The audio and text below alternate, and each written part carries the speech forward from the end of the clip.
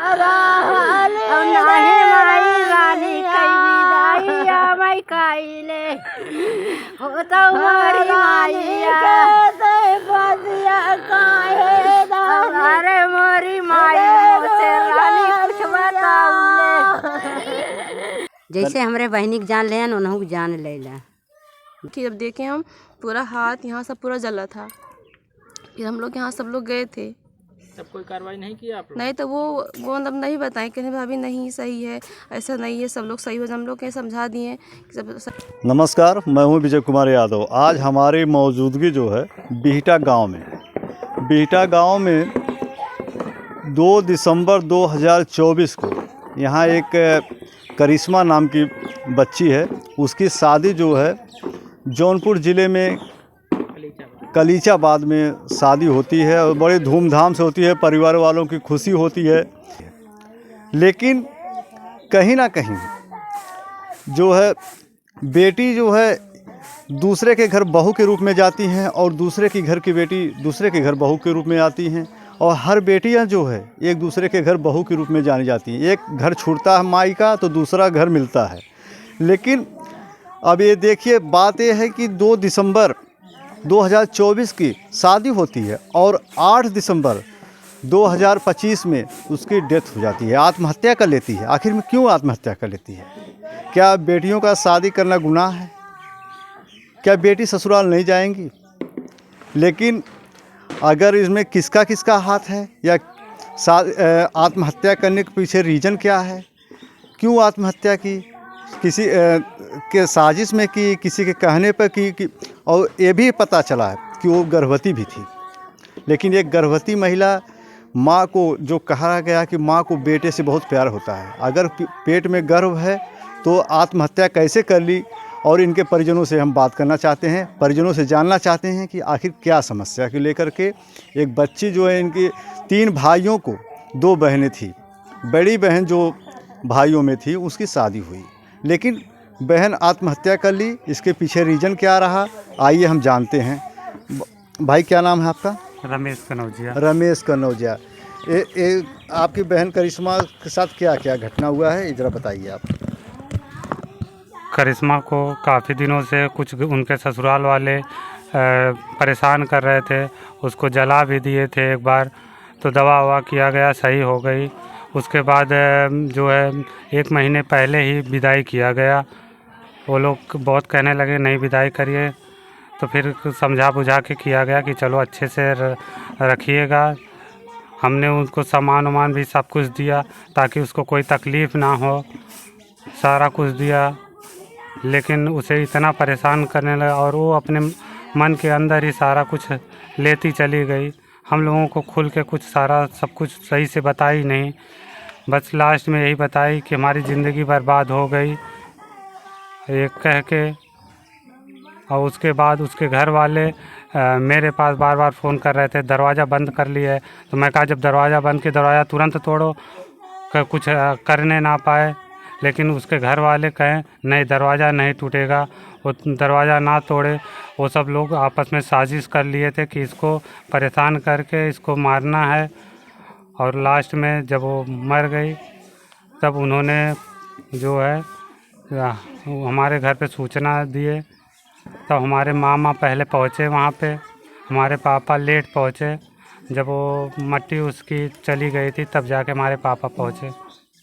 अच्छा, जो जला दिए थे इन्होंने, इनका आरोप है कि मेरी बहन को 1-2 महीने पहले किसी पारिवारिक विवाद को लेकर उनको जला दिया गया था। उनके चेहरे पे जो है निशान आ गए थे। इसका कारण क्या था रहा कि आपकी बहन को जो है उनके द्वारा जो है जलाया गया? क्या वजह निकली बाद में जब पता चला आपको पूछे तो इस बात को? बहन बता रही थी पैसे वैसे का कुछ है, लेकिन पूरा क्लियर वो हम लोगों से बताए नहीं। बोले कि ठीक है हम रह लेंगे, सबके घर में झगड़ा होता है।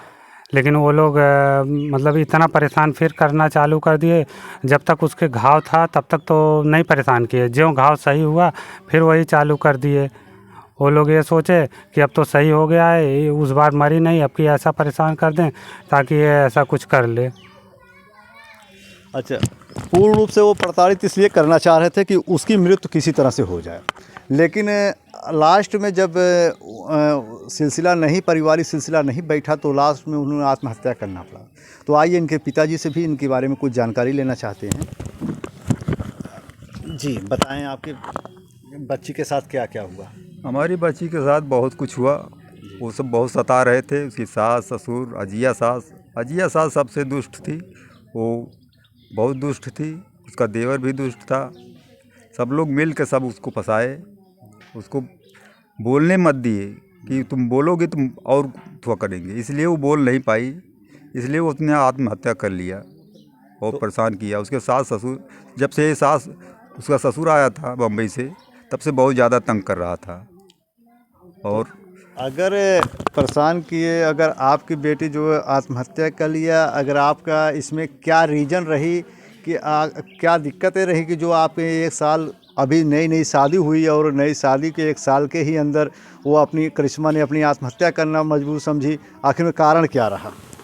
कारण हमको बताई नहीं। वो अपने खुद को सोचती रही। अब कारण क्या है, वो तो परिवार से तंग थी, इसलिए उसने अपना मजबूरी कदम उठाया।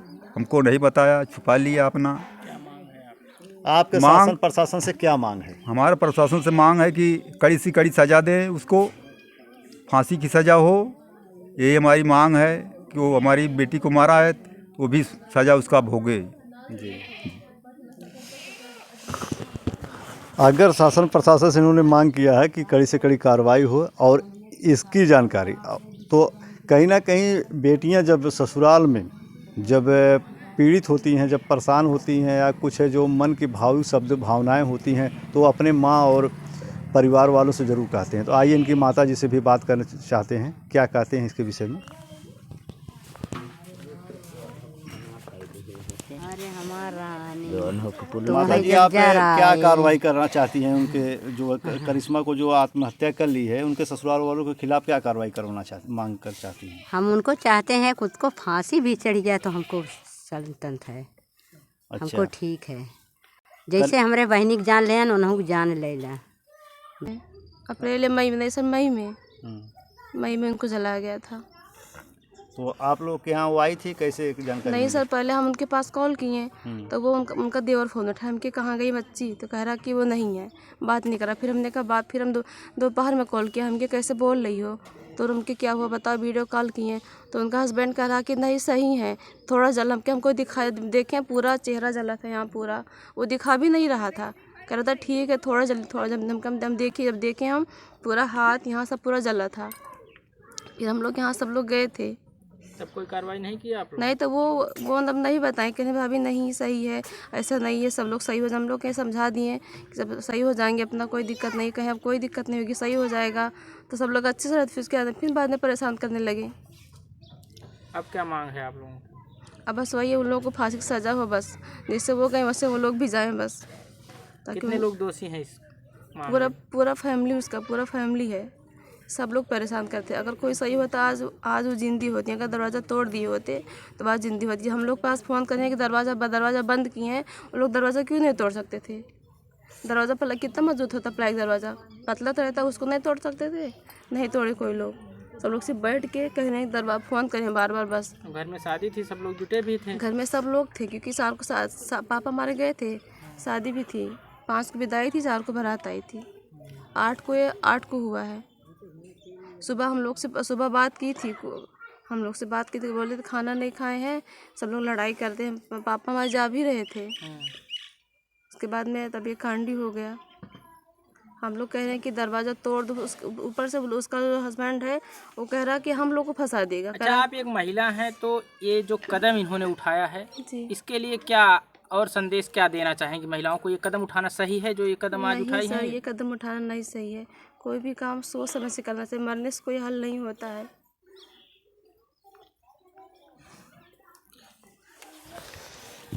जो है 4 तारीख को अपनी घर की एक बेटी की शादी करते हैं और दूसरे के जीवन उजाड़ देते हैं।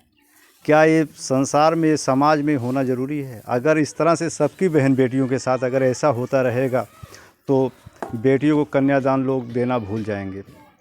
अगर हमारी वीडियो कैसी लगी आप लोग कमेंट करके ज़रूर बताएं।